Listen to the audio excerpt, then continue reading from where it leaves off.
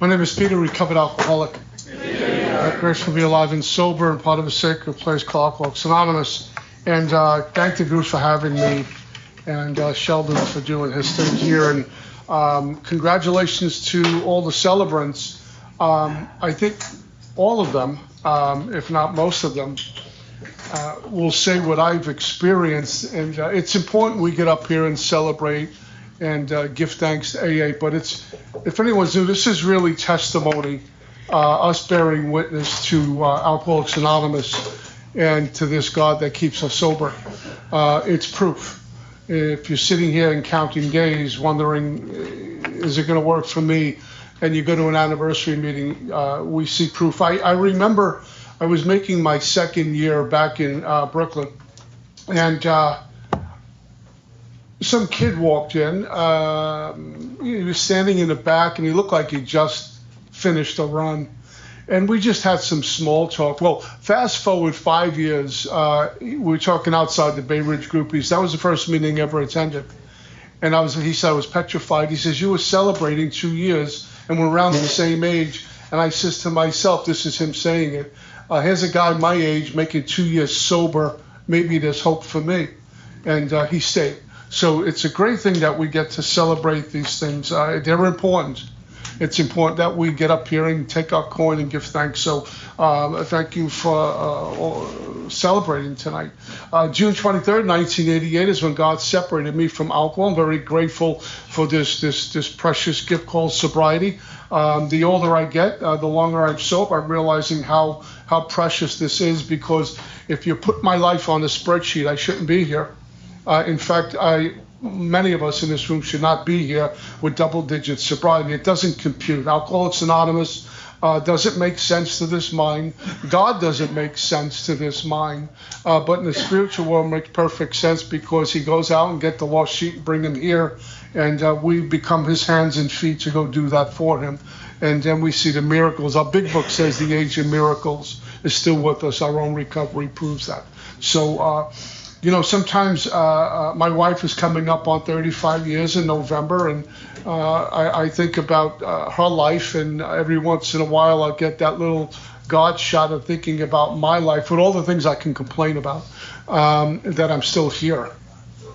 And men still come to me and say, can you sponsor me? And I have a home group, and I have a sponsor. And quite frankly, I hope you find this, that your whole life is centered around Alcoholics Anonymous. For me, it's never been a bridge back to life. I don't want that life. I mean, it wasn't even a life. I don't want to bridge back to that at all. Take it down. But there's life that we get. All my friends are in AA. Everything I do is around AA. All my traveling is around AA. All of it. When you go on vacation, the first thing I do is, where's a meeting? Wherever we're going. We're going to get to a meeting.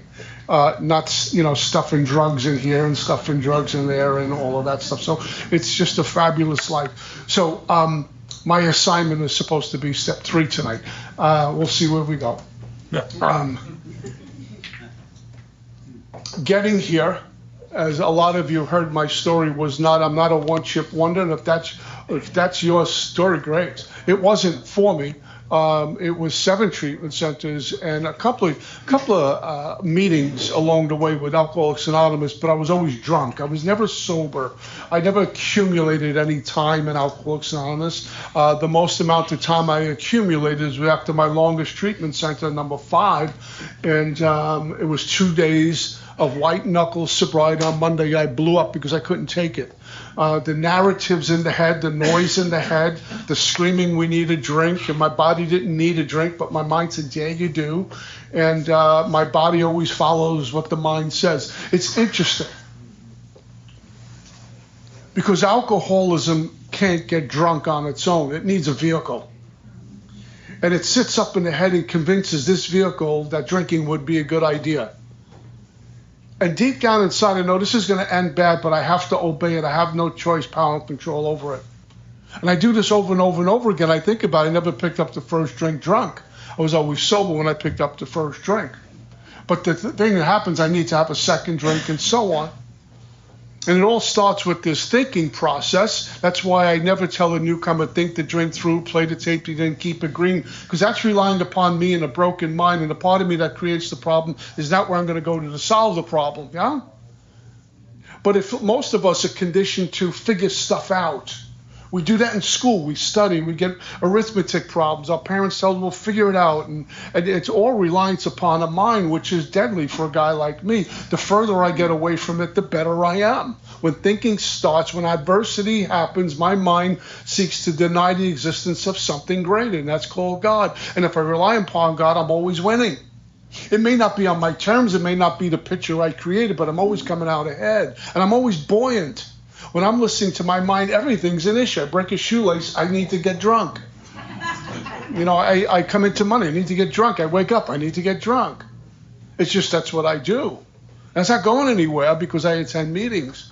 What I needed was this personality change sufficient to bring about recovery from alcoholism. I needed a spiritual transformation, a revolution, a reorganization. We can use a lot of adjectives to describe that the old guy's got to die and a new one has to emerge. And that one that emerges in us, the folks counting days and sobriety years, was always there.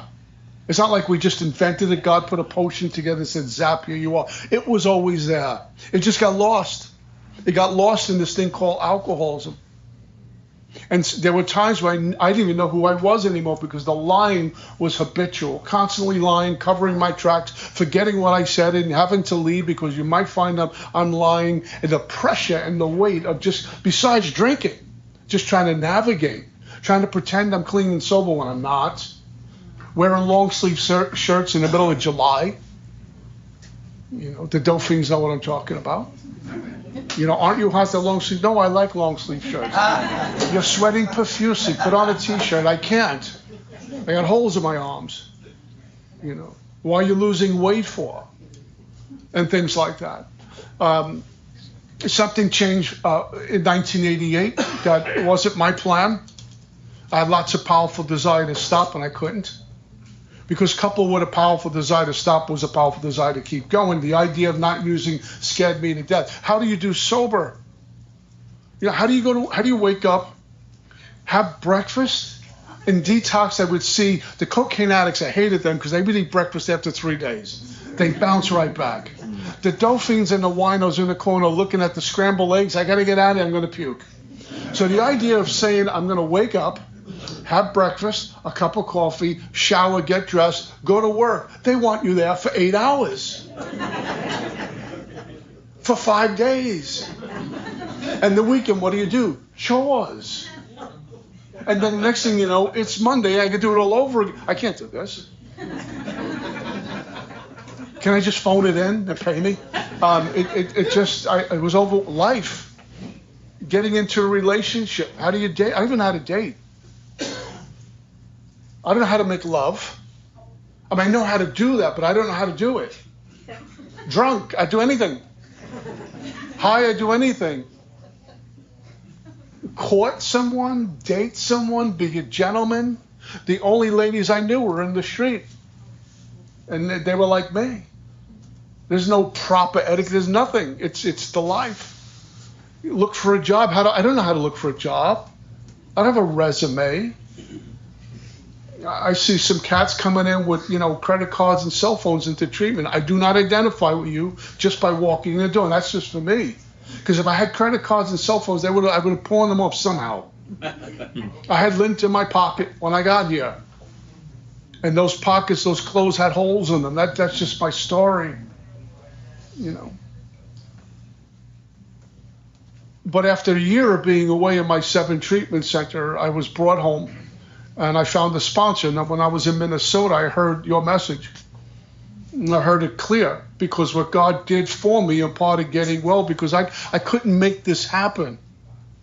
I couldn't get myself sober. Divine intervention happened. I was a sinner. I was a thief. I was a liar and a cheat. And God says, I love you because of mercy. If God was a fair God, none of us are here. If God was like the courts, but God doesn't operate that way. If God was a human power, I wouldn't be here. burned too many bridges. So this gift of sobriety, and it is a gift, was given to me. Why? I don't know. I don't question it. In fact, my faith denies the existence, the need to understand anyway. That's the great thing about faith. I don't need it on a spreadsheet. I just have faith. I have to argue with you. I have faith. That ends the conversation. And I attended some meetings in Minnesota, and what God did for me was close the ears to the mind for the first time in my life. I couldn't make that happen. I still can. And open up the ears to the heart, and I'm hearing different. And I'm seeing you differently. I'm going beyond what my eyes see and beyond what my ears hear. I was listening with godly ears and seeing with godly eyes, and I'm not God. But God is God. He can do that. You get the new guy or the woman who comes in here, and they got 3 days and they're rocking and rolling. And in about 90 days, you take them through the steps that are sitting in the corner with the big book helping somebody, giving them really good information. How's this happen? They're excited about sponsoring. Selfish, self-centered, self-seeking, they like not thinking about themselves but helping others. It happens to all of us. That's a conversion. That's a shift. And it's just a great appreciation for, oh my God, I'm above ground, sucking air and sober. What else can I do? Sheldon's got double-digit sobriety. Can I read how it works? A lot of people with 20 years, that's beyond me. That's for newcomer. He said, can I read how it works? And I heard it. That's huge. I don't have to take a chip and be the spotlight. I want to read how it works. So I get a sponsor, begin a journey through the book, and I learn, as we talked about what step one is about, how deep those roots go. That the only thing that's going to, I suffer from an illness which only a spiritual experience will conquer. That's what my book says. I'm here to prove to tell you that's true. I suffer from an illness called alcoholism, which only, very specific, a spiritual experience will conquer. How am I going to have a spiritual experience? Not by attending 90 meetings in 90 days. It's wonderful if you do that. We need to be here. Got to cut ties with the old. But during those 90 days, maybe I can run into a guy like Pat or a guy like Sheldon, a guy like Jimmy and say, hey, can you sponsor me? And in about 2 or 3 months, we've been revolutionized. I need soul food. That's been my experience. 7 treatment centers. Going in, I think I'm going to stay sober. By the time I get out, I don't think so. I'm sober for 2 days, 9 weeks and 2 days. My body did not need alcohol after my 5th treatment center. The mind says, yeah, you do. This is way too fast. It's way too much. It's overwhelming. I don't know what to do next. I got 80 people speaking to me at once. I can't eat. I can't sleep. I can't even carry on a conversation. But if I get a drink in me, it's just going to be cool. And I buy the line, the truth gets me all the time. I'm alcoholic. I'm never going to outrun that. But God will get in the middle of it. Yes, there's bulletproof shield between me and not only the drink, because I can suffer from alcoholism without ever drinking, and alcoholism can never transcend alcoholism, but I could put space between me and alcoholism. And God creates that. I have to be a holy roller, by the way. If you're new, don't get scared. I have to be a holy roller. It's nice if we go back to church. The book suggests it. It doesn't demand it. I can tell you, he talked about it before. I know Sheldon's involved. If you do go back to that kind of thing, it'll just make your sobriety erupt. I mean, I don't know about you, but I went for the best booze and the best powder. And I come into AA and says, I'll take the watered down stuff. That's good enough. I'll take the stuff that's been stepped on 100 times. No, we wouldn't do that. So when we talk about getting back to our religious community, along with, not instead of, why wouldn't I want it? The full dose. My life's on the line. And some of us die trying to find that out. And so my sponsor showed me in the first 43 pages plus doctor's opinion what I'm up against. It's very interesting that our steps in our book, 6 and 7, a paragraph each. How It Works has steps 3 and 4. Into action 5 through 11. And then we talk about step 1. We got doctor's opinion and 43 pages. That's a lot of stuff to deal with one step, because if I don't get that, I can't do the rest. If I still think I can play God, if I still think I'm God, then why would I do the steps, let alone turn it over? I'm not going to do it. I'll go through the motions, I'll check the boxes, but I'm not doing it. When I'm in a place of desperation where I know everything I do is unacceptable, it doesn't work anymore, and the pain is so great, the emotional pain, because we'll bounce back physically, but the emotional pain and the noise, I can't do this. I can't. I'll do whatever you got. Whatever you're selling, I'm taking. You look nice and shiny and glossy, I'm taking what you got. Just tell me how to get there. It's unbelievable. I remember being on the street many times, desperation, just wherever I went, I was always desperate. There were no good times. And when you're really desperate, I know you guys can identify with this, we'll do almost anything. Well, I'm at my sponsors is you realize you're capable of homicide and suicide. That's desperation. I'm out, I can't take it, I'm taking my life, or I'll do something to get money and hurt somebody or kill them. And if I think I can't do that, I got to take a look at step one again. For me, everything trickles back to step one. It says in our big book, I want to say page 748, faced with alcoholic destruction, we soon became open-minded on spiritual matters. Alcohol was a great persuader. It beat me into a state of reasonableness. That's graphic language. If I get that at a gut level, I can take a look at step two. If I don't, I'm just checking boxes in two. There's no way I'm turning everything I think I am over to God in three. It's not going to happen. I'll go through the motions and have a drink when I'm done.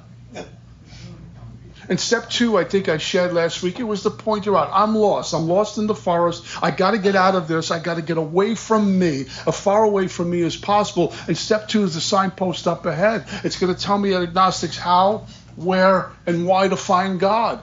What a powerful chapter. How do I find God? It's going to tell me. Where do I find God? It's going to tell me. And why should I even find this God? It's going to tell me. And a sponsor will point it out to me and give me some considerations.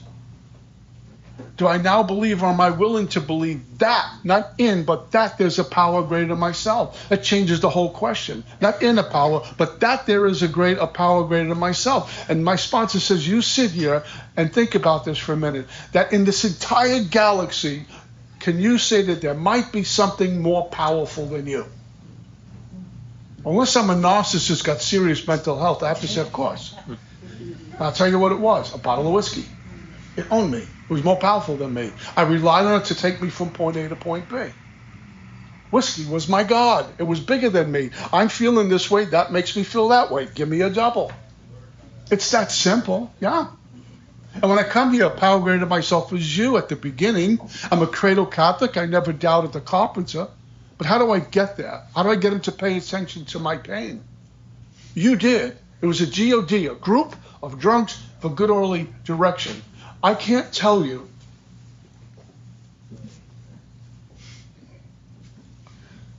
When I was new, like a lot of us, I didn't have friends on the street at the end. I didn't have any running partners. I didn't have any buddies. I was a lone wolf. I'm not even a wolf. I don't know what I was. I was just out there, roaming the streets at night, going to this abandoned building, got beat up way too many times. I was too weak to fight, and that was me. And I was a loneliness. A big book says we know loneliness such as few do. We could be at Yankee Stadium watching them lose. We can be at Yankee Stadium and feeling all alone. I had to write inventory on the Yankees. I'm so angry. I'm not taking any of their calls. A few words for Judge when I see him too. Anyway, so I come in here, and I'm being taken to AA meetings. The druggy buggy is taking us, and then I get out of treatment. I'm going to meetings, and the unity of this fellowship and the power. And my dad always told me, in unity there's power, in numbers there's power. Never go alone. Always go with a crew. And I come in here and I see all these folks. And bless the old timers, they weren't all in the big book. Some of them never opened the big book. I don't know if they're real alcoholics, hard drinkers, but they were all had double digits, and they all sat in the back, and they knew the new people. We didn't have cell phones, so you were watching the door, not getting likes. We didn't have cell phones. They were talking, smoking cigarettes, watching the door. Who's this? We don't know him. Get him. and you couldn't get out. And they circled the wagons. Sit with us. You were upgraded. Now you sit with the old timers. You're not up here or over there in the corner. Old man Frank would say, sit with us. And now you're like, wow, I'm kind of moving up the ladder here. Then they know your name. Hey, Pete, sit with us. I have nowhere else to go. So I felt safe in this, and that was my group of drunks with the only direction, my God. And the key thing was I was willing to trust you rather than me. I was willing to believe in you, something other than me, and that was the catalyst that started to drive me, little by slowly, not me. And I'm not being falsely humble, I take zero credit for this. I'm a drunken bum. I'm not a good guy. Some of us come in, maybe not here, but some of us come in and say, I'm a really good person. I'm just misunderstood. No, I had to get clear. I'm not a good guy. Left to my own devices. I'm not the toughest guy. I'm not a gun-carrying guy. I'm not a violent guy. I'm not that guy. But I can be those things. But just on me, you don't want me as a friend when I'm like that. I'll steal anything. I'll lie about anything. That's what I do. Alcohol. Some young lady said it before. We grow up in alcoholism. My wife has said that for years. She grew up in Alcoholics Anonymous. A sober gentleman and woman of grace and dignity. That's what we get. Yeah. And I was willing. Desperation back to step one made me willing. And I felt I couldn't wait to get to the next meeting. Free coffee. Have a donut. They didn't count how many cookies you had. I'm starving. They used to say, put $1 in the basket. If you need one, take one. There was a group called the Greenwood Group in Brooklyn, 20th Street and 7th Avenue. They would say, put $1 in the basket. If you need one, take one. Some of us took one to get on the bus to get home or whatever.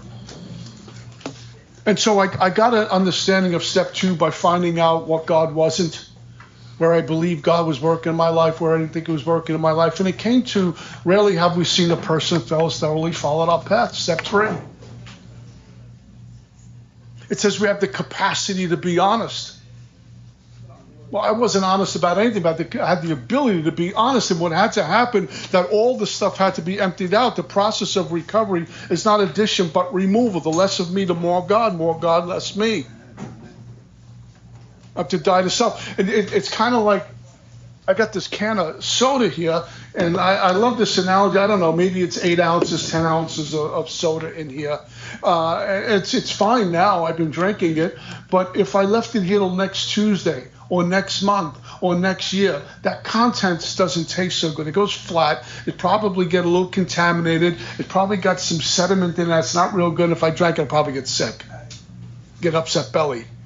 But the container is just a week or a month or a year older. That's all it is. The container's fine. It's a capacity to be filled. What I need to do is empty out what's in there, rinse it out, and pour new liquid in, and I'm good to go.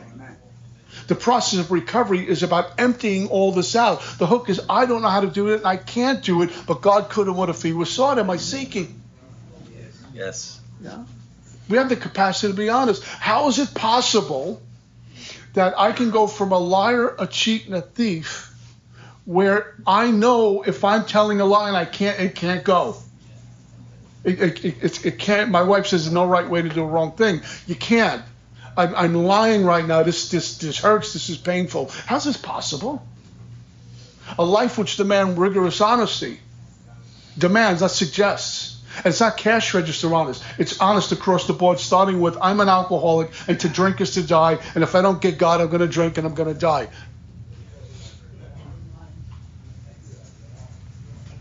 So I took a look at step 3 where it says, made a decision. I didn't do anything to turn my will and life over to the care of God. So I'm sitting on the couch. I'm 50 pounds overweight. I'm having banana splits every night. I go to tie my shoes. I can't even reach them, let alone breathe.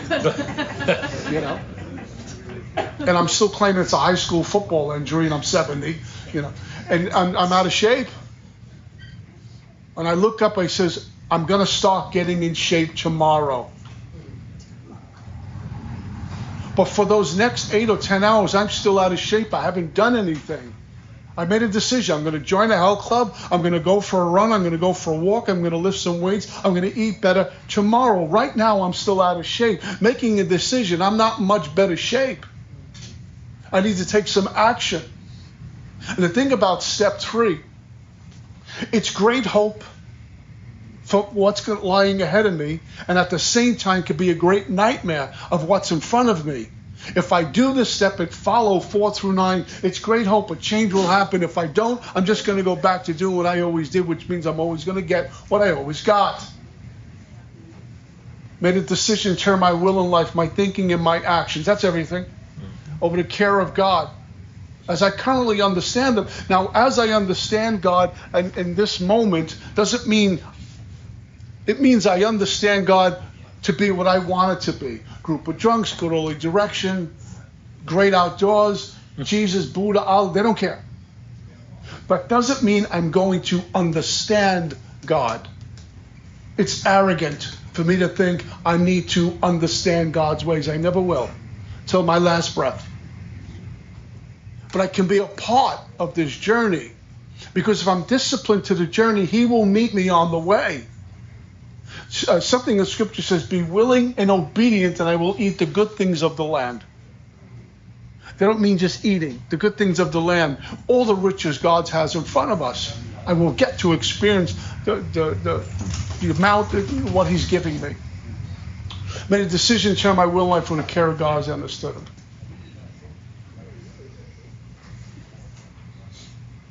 I wrote down on a sheet of paper from my sponsor the 3rd step prayer word for word as appears in the book.